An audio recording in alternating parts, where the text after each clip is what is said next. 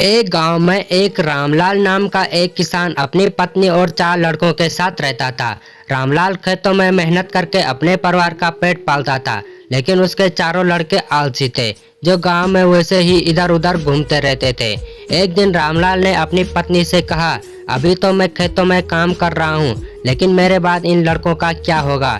इन्होंने तो कभी खेत में मेहनत भी नहीं करी, ये तो कभी खेत नहीं गए।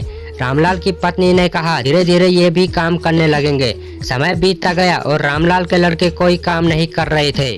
एक बार रामलाल बहुत बीमार पड़ गया। वह काफी दिनों तक बीमार ही रहा। उसने अपनी पत्नी को कहा कि वह चारों लड़कों को बुला कर लाए। उसकी पत्नी चारों लड़कों को बुला कर लाई। रामलाल ने कहा कि अब मैं ज्यादा दिनों तक जिंदा नहीं रह पाऊंगा। रामलाल को चिंता थी कि उसके जाने के बाद उसके बेटों का क्या होगा, इसलिए उसने कहा, बेटो, मैंने अपने जीवन में जो कुछ भी कमाया है वह खजाना अपने खेतों के नीचे दबा रखा है।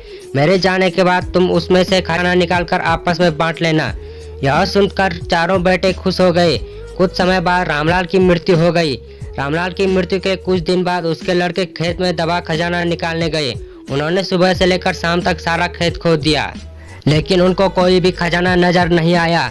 लड़के घर आकर अपनी माँ से बोले, माँ, पिताजी ने हमसे झूठ बोला, उस खेत में हमें कोई खजाना नहीं मिला।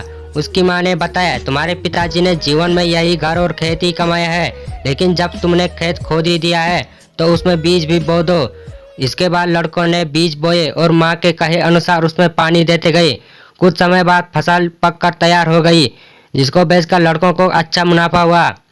माँ ने कहा कि मेहनत ही असली खजाना है। यही तुम्हारे पिताजी तुमको समझाना चाहते थे।